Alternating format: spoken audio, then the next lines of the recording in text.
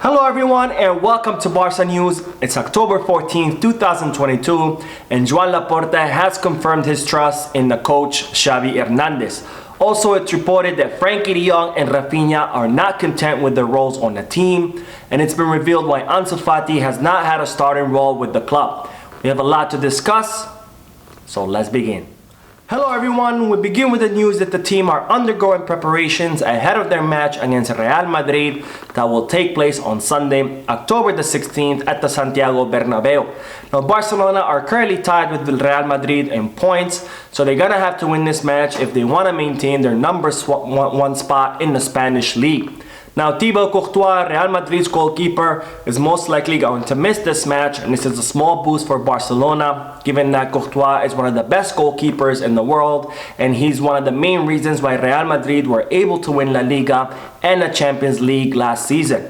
Now it's reported that Barcelona are going to wear a special jersey where the Spotify logo is going to be replaced by Drake's O.V.O Logo, which is that owl, in order to celebrate the artist surpassing the 50 billion streams on Spotify. Now this is part of Barcelona and Spotify's campaign to try to bring football and music together, and the club have announced that things like this are going to happen more often as the season progresses.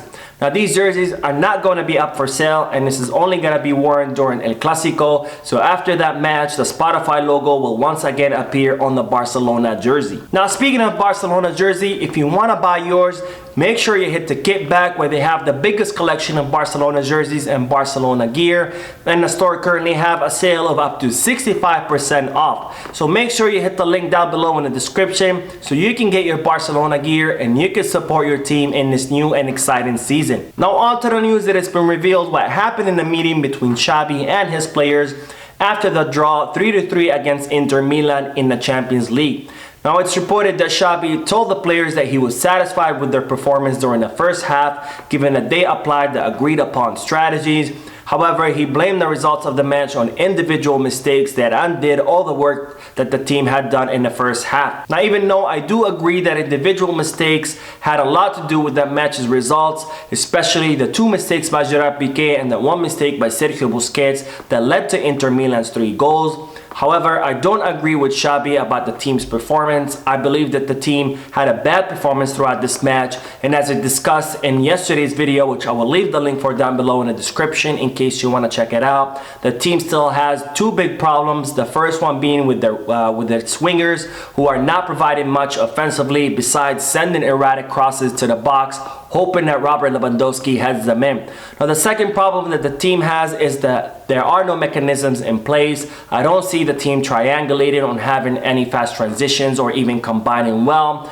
All the team keeps resorting to is passing the ball from side to side over and over again, hoping for some space to be created.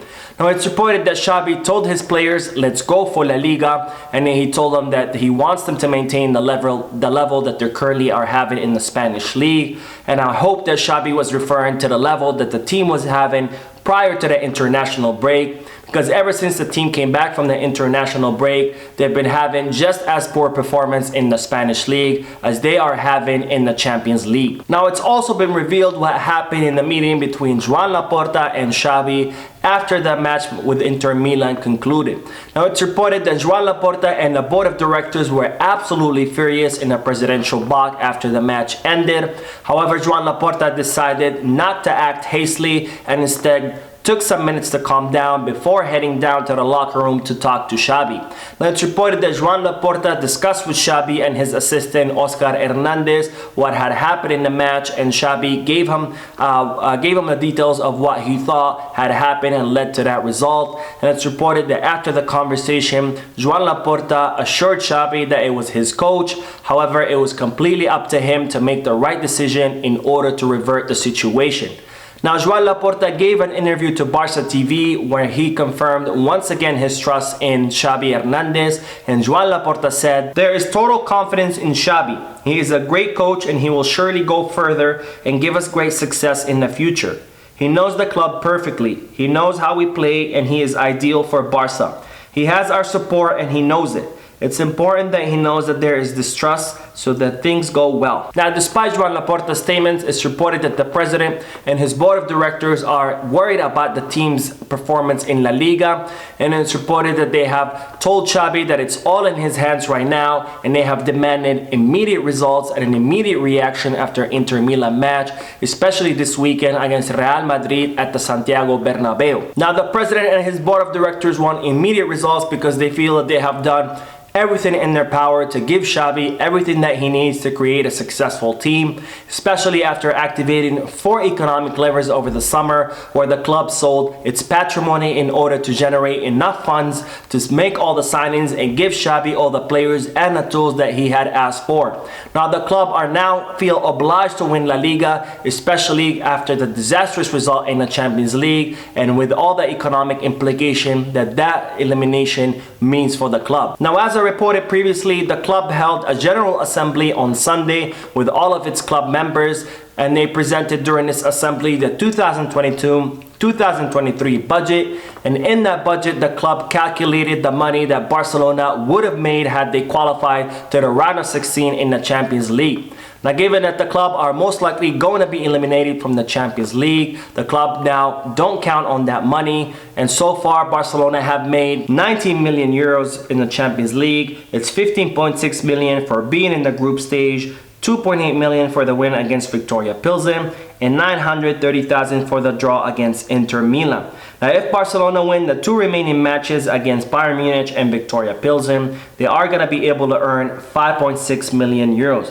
Now, had Barcelona qualified to the knockout stages, UEFA would have gave them a fixed amount of 9.6 million euros.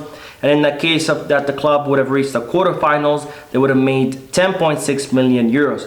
Now, this is a loss of 20.2 million euros by Barcelona getting eliminated in the group stage.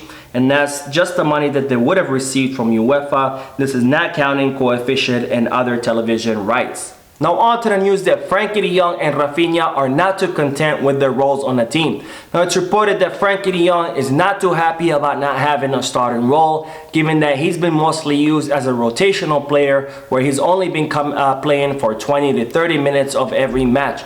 Now, it's reported that Rafinha is not content by the fact that he's constantly being subbed out at the 60th minute, and it's reported that the Brazilian player approached Xavi and asked him what he needed to improve in order to be able to play the entire 90 minutes of every match. Now, it's reported that Xavi was very content by the way how Rafinha handled the situation where he went directly to the coach and confronted him rather than using other tactics like players have done in the past where they resort to leaking things to the media or sending indirect hints or passive-aggressive comments in interviews. Now, Xavi was also content with how Rafinha approached him about the situation because that shows how serious Rafinha is, where all he cares about is working hard and improving upon his performance. Now, on to the news that it's been revealed why Ansu Fati hasn't had a starting role on the team. Now, it's reported that it's Ansu Fati's mental state, not physical state, that's preventing him from going back to his previous form and starting in Barcelona's matches. Now, the club have reported that Ansu Fati is 100% physically back to form.